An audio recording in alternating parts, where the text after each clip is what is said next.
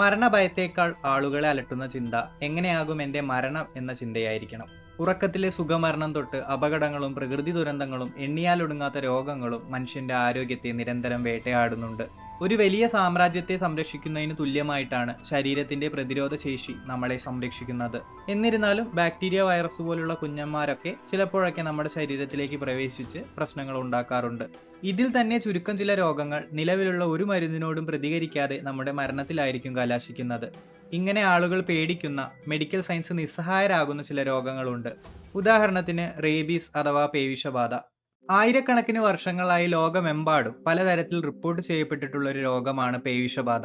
ഏതെങ്കിലും ജീവിയുടെ ഉമിനീരിൽ നിന്ന് പേവിഷബാധ ഏറ്റാൽ, രോഗലക്ഷണങ്ങൾ കാണിച്ചു തുടങ്ങിയാൽ മരണം 99.9% ഉറപ്പാണ്. അതുകൊണ്ട് തന്നെ പേവിഷബാധ ഏറ്റ ആളുകൾ ആത്മഹത്യ ചെയ്യുന്നതും അവരെ സമൂഹം കൊന്നുകളയുന്നതുമൊക്കെ ആൻഷ്യൻ ഗ്രീസിലും മെസപ്പൊട്ടേമിയയിലുമൊക്കെ സാധാരണമായിരുന്നു. പേവിഷബാധ ഏൽക്കുന്ന രോഗിക്കും ഇതൊരു ഭയാനകമായ അനുഭവം തന്നെയാണ്.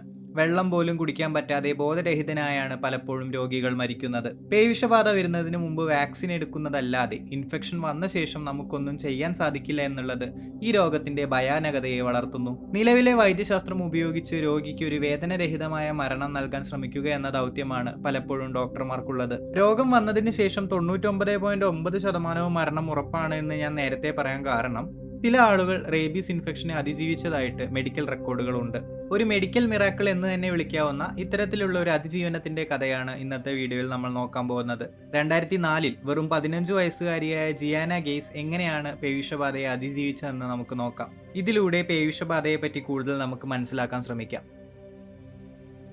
ആദ്യം റേബീസ് എങ്ങനെയാണ് ഉണ്ടാകുന്നതെന്നും ഇത് ശരീരത്തെ എങ്ങനെയാണ് ബാധിക്കുന്നതെന്നും മനസ്സിലാക്കേണ്ടതുണ്ട്. ലിസ വൈറസ് എന്നൊരു RNA വൈറസാണ് റേബീസിന്റെ പിന്നിലുള്ളത്. സാധാരണയായി വാം ബ്ലഡഡ് ആയ മൃഗങ്ങളുടെ ഉമ്മിനീരിലാണ് ലിസ വൈറസ് കാണാറുള്ളത്. 90% കേസുകളിലും പേവിഷബാധ ഏൽക്കുന്നത് പട്ടികളുടെ കടിയിൽ നിന്നാണ്. പട്ടികളിലല്ലാതെ പൂച്ച, കുറുക്കൻ, വവ്വാല് പോലുള്ള ജീവികളിലും ഈ വൈറസ് കാണാറുണ്ട്. ലിസ വൈറസ് ഒരു ന്യൂറോട്രോപിക് വൈറസ് ആണ്. അതായത് ഈ വൈറസ് നമ്മുടെ ശരീരത്തിലെ നെർവ് ടിഷ്യൂസിനെയാണ് അഫക്റ്റ് ചെയ്യുന്നത്. വിഷബാധയുള്ള മൃഗങ്ങളുടെ കടിയിലൂടെ വൈറസ് മസിൽ സെൽസിനെ ആദ്യം ഇൻഫെക്റ്റ് ചെയ്യും. ശരീരത്തിന്റെ രോഗപ്രതിരോധ ശേഷിക്ക് ഈ വൈറസിനെ കണ്ടുപിടിക്കാൻ സാധിക്കില്ല. മെല്ലെ മെല്ലെ ഈ വൈറസ് കൂടുതൽ കോപ്പികൾ ഉണ്ടാക്കി നമ്മുടെ തലച്ചോറിലേക്ക് എത്തുന്നു. ഈ ഒരു അവസ്ഥയിലാണ് വിഷബാധയുടെ ലക്ഷണങ്ങൾ രോഗി കാണിക്കാറുള്ളത്. കടിയേറ്റ സ്ഥലം തൊട്ട് തലച്ചോറ് വരെ വൈറസ് എത്താൻ സാധാരണയായി 1 മാസം മുതൽ 3 മാസം വരെയാണ് സമയമെടുക്കാറുള്ളത്. വളരെ ചില റെയർ കേസുകളിൽ 6 വർഷം വരെ റേബീസ് വൈറസ് ഒളിഞ്ഞു കിടന്നതായിട്ട് റിപ്പോർട്ട് ചെയ്തിട്ടുണ്ട്. തുടക്കഘട്ടത്തിൽ പനിയും തലവേദനയും ഒക്കെയാണ് ലക്ഷണങ്ങളായി കാണാറുള്ളത്. പിന്നീട് കൺഫ്യൂഷൻ, ഹാലുസിനേഷൻ, അഗ്രഷൻ എന്നിവയും രോഗികൾ കാണിക്കാം. റേബീസ് ഇൻഫെക്റ്റഡ് ആയ ആളുകളിൽ വെള്ളത്തിനോടുള്ള ഭയം സാധാരണയായി കണ്ടുവരാറുണ്ട്. ഇതിനെ നമ്മൾ ഹൈഡ്രോഫോബിയ എന്ന് വിളിക്കും. സലൈവയിലാണ് വൈറസ് കൂടുതലായി കാണുന്നത്. ഈ ഉമ്മിനീര് വഴി തന്നെയാണ് വൈറസ് മറ്റുള്ളവരിലേക്ക് പടരുന്നതും. ഉമ്മിനീരിനെ സംരക്ഷിക്കാനുള്ള വൈറസിന്റെ ഒരു വിദ്യയാണ് ഹൈഡ്രോഫോബിയ. വെള്ളം കുടിക്കാൻ ശ്രമിക്കുമ്പോൾ തൊണ്ടയിലെ മസിലുകൾ വേഗത്തിൽ ചലിക്കുകയും രോഗിക്ക് അസഹനീയമായ വേദനയുണ്ടാവുകയും ചെയ്യുന്നു. ഇത് കാരണമാണ് വെള്ളത്തോട് ആ വ്യക്തിക്ക് ഒരു അവേർഷൻ വരുന്നത്. തുടർന്ന് മെല്ലെ മെല്ലെ ആ വ്യക്തി കോമ സ്റ്റേജിലേക്ക് നീങ്ങുകയും പിന്നീട് മരണം സംഭവിക്കുകയും ചെയ്യുന്നു. ഇൻഫെക്ഷൻ വരുന്നതിന് മുമ്പ് വാക്സിൻ പ്രതിരോധം മാത്രമാണ് ചികിത്സ എന്ന് പറയാവുന്ന ഒന്ന്. പേവിഷബാധയുടെ യാഥാർത്ഥ്യങ്ങൾ ഇതൊക്കെയാണെങ്കിൽ എങ്ങനെയാണ് ഞാൻ നേരത്തെ പറഞ്ഞ ആ പെൺകുട്ടി പേവിഷബാധയെ അതിജീവിച്ചത്?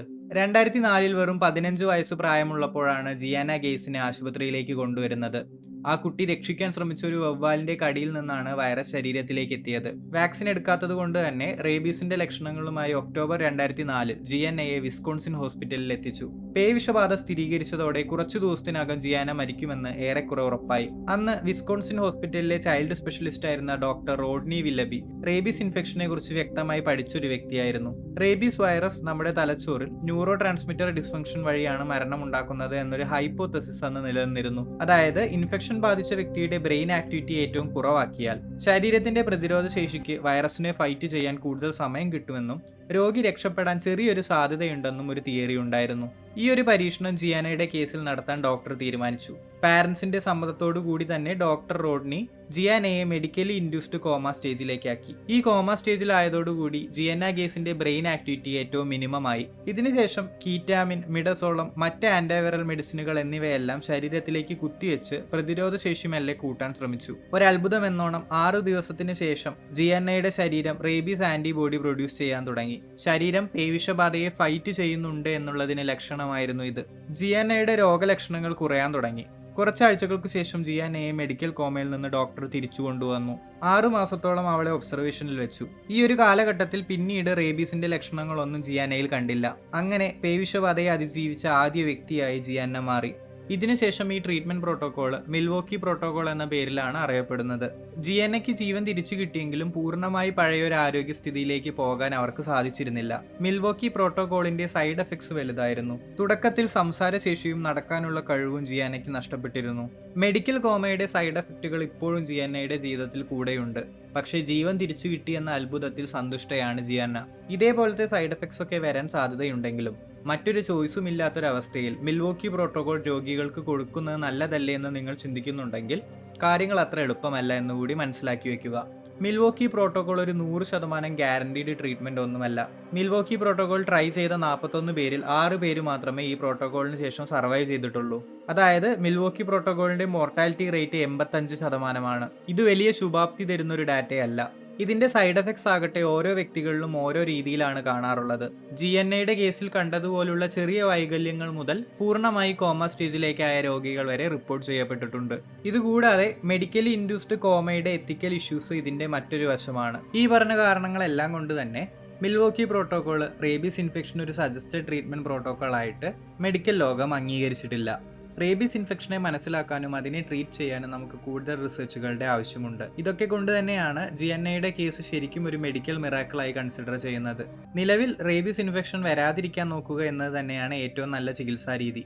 മൃഗങ്ങളുമായി ഇടപഴകുന്ന എല്ലാ വ്യക്തികൾക്കും പ്രീ എക്സ്പോഷർ വാക്സിൻ നല്ലൊരു ഓപ്ഷനാണ്. വൈറസ് ശരീരത്തിലേക്ക് പ്രവേശിച്ച് ഇൻഫെക്റ്റ് ചെയ്യാതിരിക്കാൻ ഇത് സഹായിക്കും. ഏതെങ്കിലും സാഹചര്യത്തിൽ മൃഗത്തിന്റെ കടിയേറ്റാൽ ഉടൻ തന്നെ ആ ഏരിയ സോപ്പ് ഉപയോഗിച്ച് ക്ലീൻ ചെയ്യുക. ഇതിനുശേഷം എത്രയും പെട്ടെന്ന് പോസ്റ്റ് എക്സ്പോഷർ വാക്സിൻ എടുക്കുന്നത് രോഗം 100% പ്രിവെന്റ് ചെയ്യാൻ സഹായിക്കും. ലോകത്ത് ഏറ്റവും കൂടുതൽ പേവിഷബാധ കാണപ്പെടുന്ന രാജ്യമെന്ന നിലയിൽ ഇന്ത്യയിൽ ജീവിക്കുന്ന എല്ലാവരും വീട്ടിൽ വളർത്തുന്ന മൃഗങ്ങളെ കൃത്യമായി വാക്സിനേറ്റ് ചെയ്യേണ്ടതും കടി മൂലമുണ്ടാകുന്ന ചെറിയ മുറിവുകൾക്ക് പോലും വാക്സിൻ എടുക്കേണ്ടത് അത്യാവശ്യമാണ്. കാരണം ജിഎൻഎയുടെ പോലത്തെ അത്ഭുതങ്ങൾ മെഡിക്കൽ ഫീൽഡിൽ എപ്പോഴും നടക്കണമെന്നില്ല. ഇതേപോലത്തെ മറ്റൊരു വീഡിയോയുമായി നമുക്ക് വീണ്ടും കാണാം. Till then take care friends and bye bye.